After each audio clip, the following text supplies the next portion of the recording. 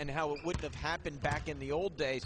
Well, Shaq was a guy who was a Laker and was so known for playing here. Now he's going to play for Boston. I mean, it's almost like, you know, you can't believe a guy would go do that. What is he, the Big Leprechaun? Did he come up with his nickname? Yeah, I like the Big Leprechaun. You know, Shaq is such a fun-loving guy. You have to like him. But in order for Shaq to be real effective, he needs to really get himself in shape. I think the last few years he's not gotten the type of conditioning that he's capable of if you spend the offseason working out. He did a decent job, I thought, in Phoenix. He got down. He got a little light there. In Cleveland, he never turned that corner. But I've heard he's dedicated himself this summer. He's a lot lighter. And if Shaq can lose some weight and get himself in condition, he could be a big help to this Boston team. And it's definitely going to be interesting to see him in that Celtics green. That is for sure something that will be strange for Lakers fans, no doubt. You know, Paul Pierce actually had his high school jersey retired here in Inglewood, and he was here not long ago in L.A. talking about the addition of Shaq and how excited he was about it. And again, another thing a little out of sorts, a guy like Paul Pierce, known for being a Celtic, getting a jersey retired in Los Angeles. Of course, albeit at his high school, but his jersey was retired in L.A. Well, he's a local guy. Yeah. I remember Paul from high school and playing in the gyms with him. He was a young guy. I was still playing at those times. So I remember playing with him, and also when he went to Kansas.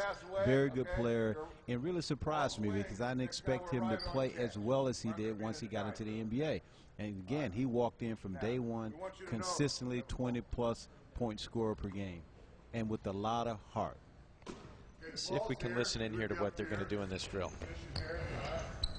Ball swung the loop, right on catch, all right? You're dropping down. Who's guarding this man? Fish not here. Fish is.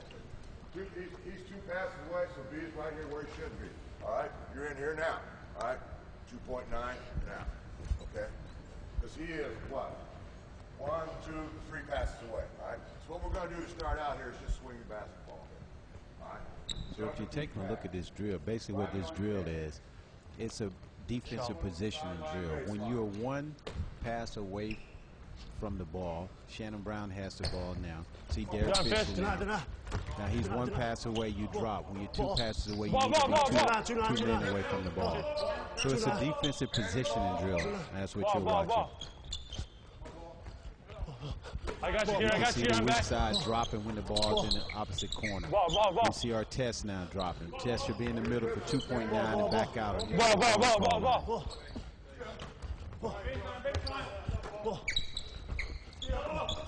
You got him. I got ball. Good, all right? The other basic fundamental about defense, you have to talk on defense. I have the ball, you're by yourself, watch your hip right, watch your hip left. So this is basically a fundamental defensive drill. So again, I'm going to go back to you on this as they switch the players and go back through what we believe will be the same drill. Yeah. When you're 2 players away from the ball, you've got to collapse more and get ready to go over and help. A general rule is if you're 1 man, if you're 1 pass away, you're 1 man away. If you're 2 passes away, you're 2 men away. Right. So that's a general rule. Now that varies a little bit depending upon the talents of the individual player, but that's your general rule that you play with. When you see the ball in the opposite corner, you'll see the guy guarding the guy in that far corner all the way up under the basket. Right. He has no need to be hugging his man. You see Odom there shifting in the lane back and forth. Now he's on his guy, and you see the rest of the guys dropping. Ball guy on this man, and you hear a lot of talking.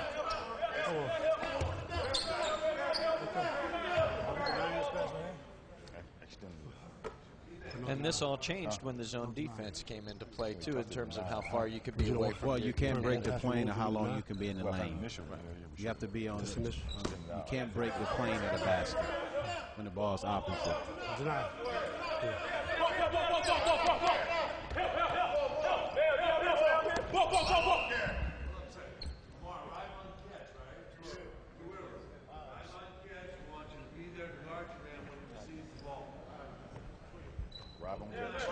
Arrive on catch. If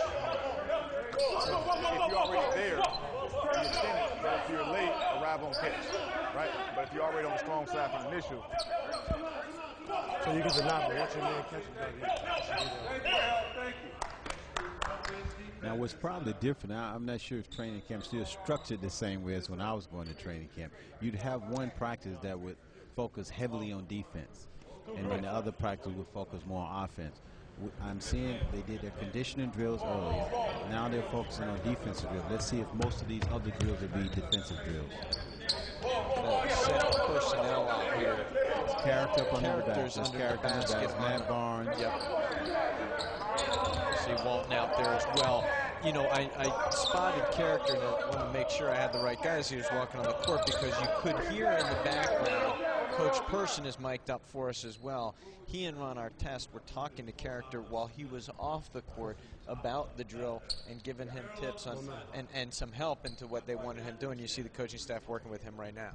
And again, a lot of have to do with your defensive philosophy. Some people's philosophy is to push everything to the middle. Some people would be to push it to the baseline and trap when you get to the baseline. And that'll vary from coach to coach. This is a fun part of what we get to do here with Real Training Camp, though. I mean, we're getting to peek inside what goes on with an NBA team as they get started. And that was a great moment there as Person and Artest were working with character off the court, and then he steps on the court, and sure enough, going right back at it. The older guys, the veterans, working with the younger guys and making sure they understand where they're supposed to be and what's going on. Those are secure veterans, because normally a guy coming after your job, you don't want to help him that much.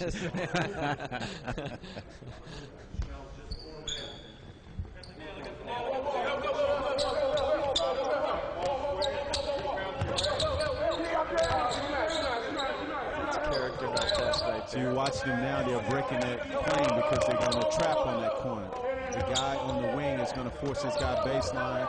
Character forcing baseline. You see Luke Walton broke the plane of the court. So basically they look like they're going for a trap in that situation. That's why they're forcing them baseline side. Again, we get a switch.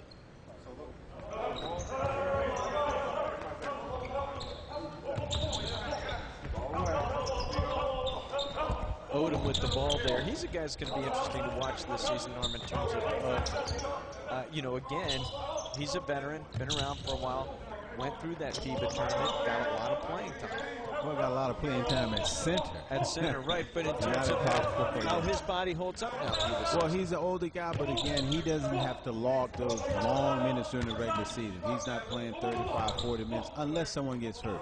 Now I think he'll play more minutes because you're going to be without Andrew Bynum. So he'll log more minutes now. In the early part of the season. Early part of the season. Then once Bynum gets back, you'll see his minutes decrease a little.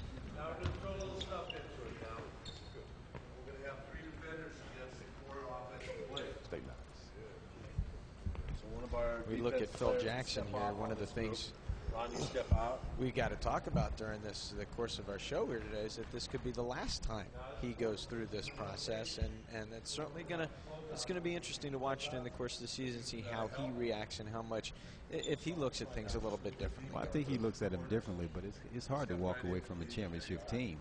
I mean, if you had asked me to bet whether or not he would come back this year, my money would have been on he's coming back. If this team wins another championship, it'd be very hard for Phil to walk away from that.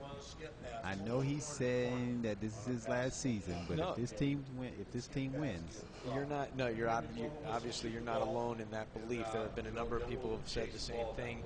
Of course, when he did make the announcement, you know, I'm looking forward to coming back for one more year with the Lakers, people kind of read into that. Well,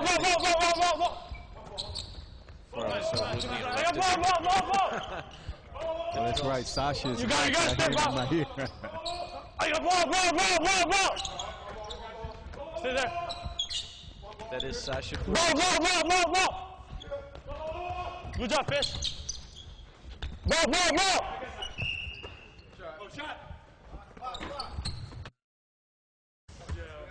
Yes, Sasha Vujicic, one of the guys we have mic'd, and now you know why. He's definitely a vocal guy on the floor. No, I was saying, you know, I think that Phil definitely did. He kind of left the door open a little bit, and guys have talked to him during the course of press conferences, even since he returned here, about the fact that, you know, this is going to be his last year. And he hasn't said it for sure it is, also hasn't said for sure it isn't, but he's led people to believe that it is probably going to be his last year.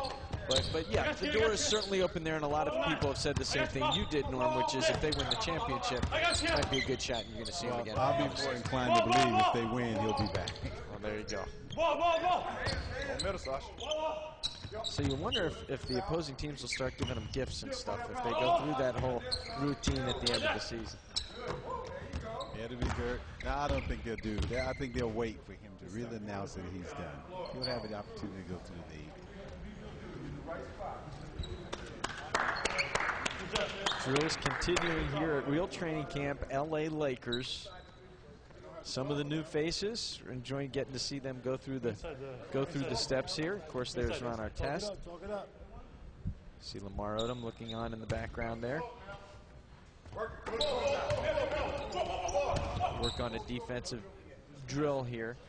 We talked about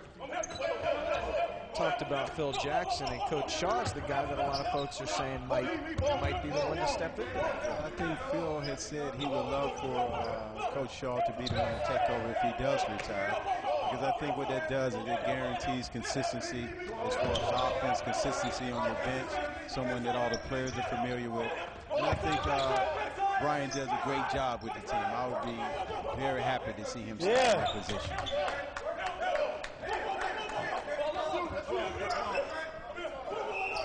Yes, sir.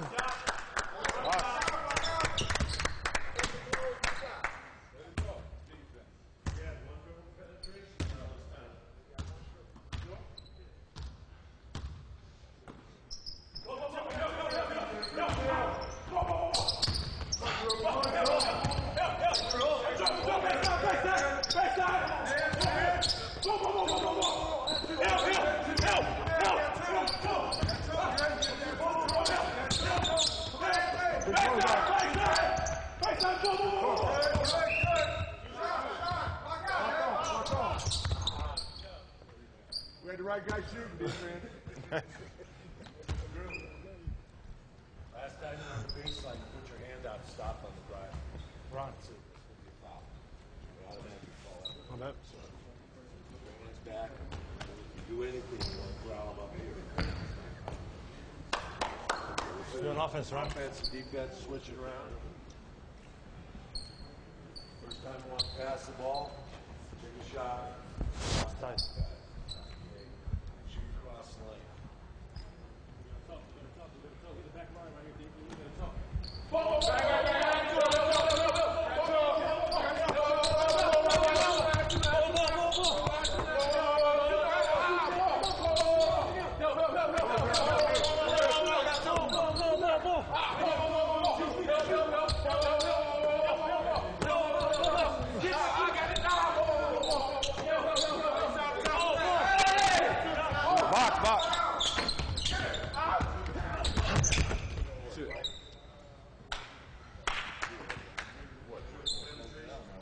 Same group or different group?